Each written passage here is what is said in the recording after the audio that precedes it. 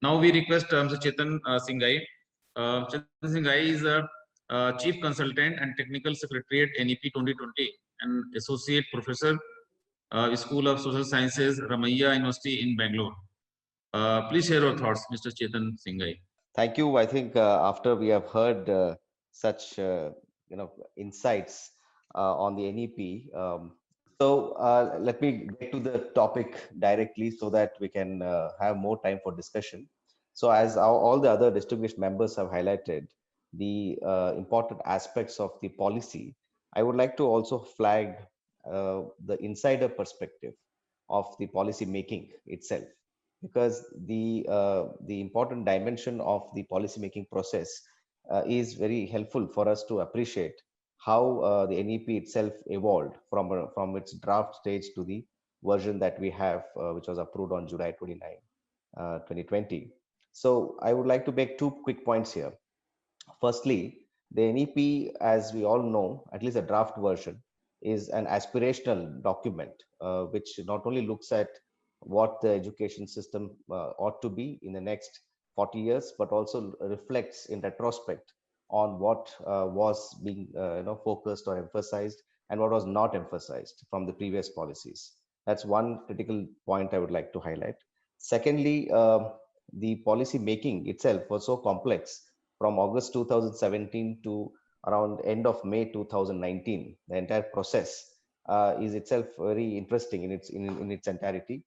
For example, the set of consultations or inputs that were received across the nation, representing the diversity of the nation and the diversity and of the problems and challenges that are being experienced by various actors in higher education and school education, were also reflected upon, analyzed, then organized into themes, further consultations with key stakeholders based on the inputs that we received here, and then also looked at global best practices.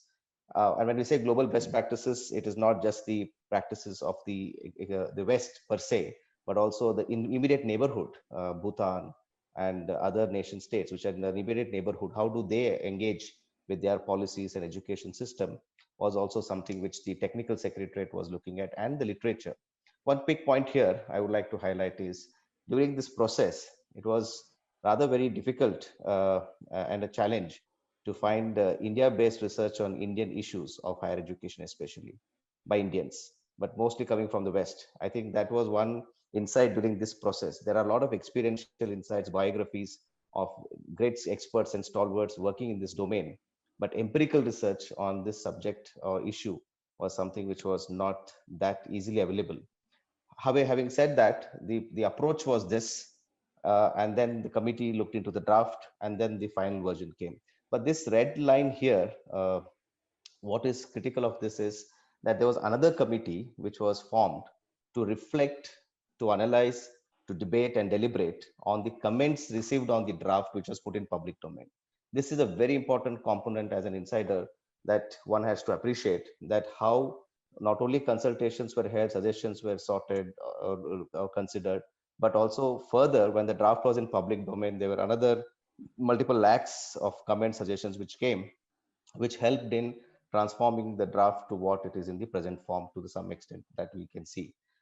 Now, having said that, this exercise, what I say, a shift from merely expert driven, experienced oriented to an evidence centric kind of policy, 11 challenges were identified in higher education, especially. I will not belabor too much on all the challenges, but I'd like to highlight few. One is fragmentation of higher education, less emphasis on development of cognitive skills and learning outcomes, rigid separation of disciplines. For that, there are some policy recommendations that we all have been engaging with that document. So I'm sure you're aware. I would like to take it up in discussion later on. Then limited access, which has been a perennial problem since independence, and that also has been acknowledged. One of other point, limited teacher and institutional autonomy, then inadequate mechanisms for merit-based career management and progression, lesser emphasis on research at most universities, but more importantly, colleges.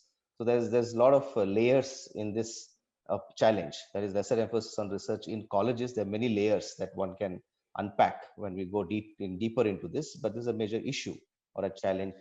Then suboptimal governance and leadership of in higher education institutions, an ineffective regulatory system, and then affiliating university. All these 11 challenges are so central to higher education system that our distinguished speakers have already flagged most of these issues.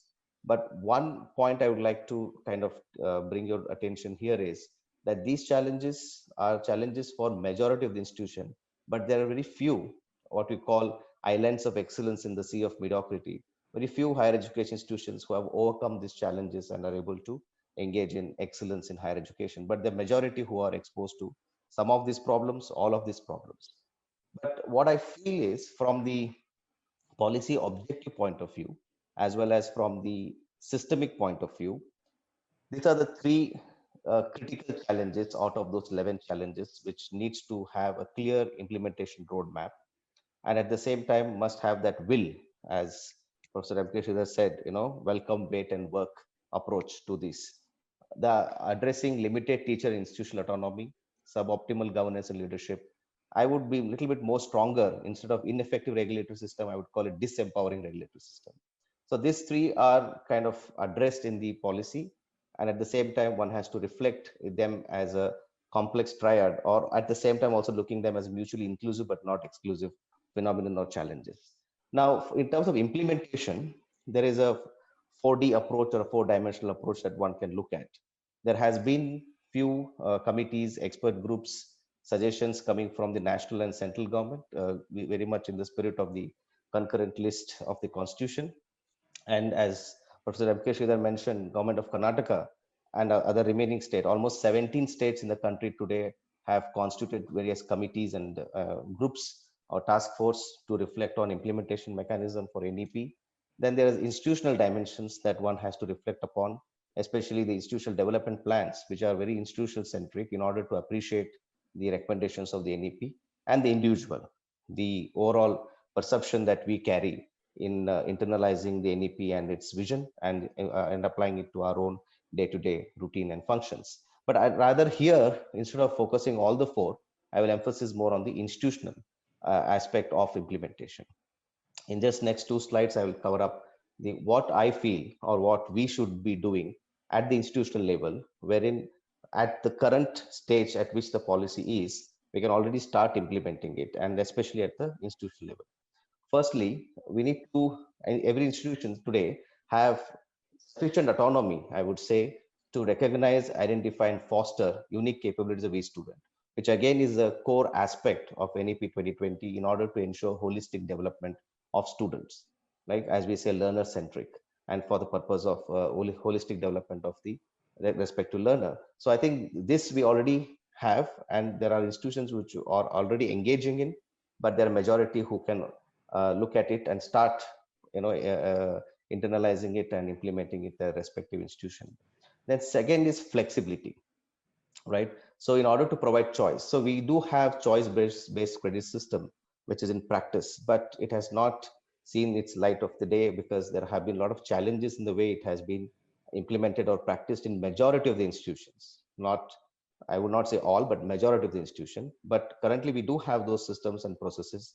I think one can start implementing them in alignment with the NEP and its larger vision and objective. Now, discipline, creating silos, as they say, across disciplines. Again, this is nothing but what we do at our own campuses or on campuses or at the university level or college level and at the individual level. So this is something which is very much in our, kind of control, or in our limited space, that autonomy that we have to engage in collaboration, engage in, having research contribution together, plus also not making any kind of segregation between curricular and extracurricular. Again, there is no such guidelines or circular or government order that we should not do it till date. So there is a lot of scope for institutions per se to reflect on. NEP also highlights about it in a sense. Multidisciplinarity, as I mentioned earlier, but how does multidisciplinarity contribute to holistic education across sciences? We already have created these silos as a result of our own approach towards research and teaching, but also sometimes because of the regulatory mechanisms. But very often it is more a problem created by us rather than the regulatory setup. So I think, how do we overcome this, and how do we bridge these silos between what we call the disciplines which are supposed to be professional versus disciplines which are not ought to be non-professional, technical or non-technical. these silos have to be merged. NEP again emphasizes on it, and many of the policy recommendations, including the idea of institutional restructuring and consolidation, also emphasizes on the importance of multidisciplinarity. Now, there are other 2 points here. Emphasis on conceptual understanding. As I said, while the policy is in process, while the policy is there in the background, there are institutions already performing or engaging in such kind of approach of conceptual understanding rather than emphasizing route learning or learning for exams. So I think there is again an autonomy for us to not to wait for the directions or guidelines of the government, but start reflecting upon it. And NEP comes with that perspective, which we need to acknowledge, and maybe we need to reflect on it. So creativity and critical thinking, again, this is institutional prerogative, institutional centric, and this is very critical that will align to the NEP's vision. Now, the other set of points at the institutional level in terms of implementation roadmap, I would say, is technology. As a result of the pandemic, we are exposed to it rather as Chetan, yes. I request to finish in 1 or 2 minutes. Yes, yes. Technology is one thing which is now becoming part and parcel of higher education. Respecting diversity, when we acknowledge the local context, both in teaching, learning, and in our activities as extension, as they say, or service of the institution. Teachers and faculty who are NEP talks about, their heart of the learning process, and how do we reflect on making the best and providing the best environment or ecosystem for their performance or contribution, research, life skills, and etc. So all of these points that I said, to conclude, I would say it is detrimental that all higher education institutions, irrespective of who they are or when they have evolved or how far they have gone into the service of teaching, learning, and so on and so forth, must reflect on their institutional development plan. Those IDPs that NEP talks about, short-term, mid-term, long-term, must capture all of this, the 2 slides that I showed, and maybe beyond that also, but these are some critical points, and envisage their roadmap for themselves in terms of how they would like to evolve into an institution of excellence while reflecting on the equity and expansion as the concerns of higher education are. With this, I'll stop. Thank you so much. I'll wait for discussion or thoughts which are to be raised in the panel. Thank you.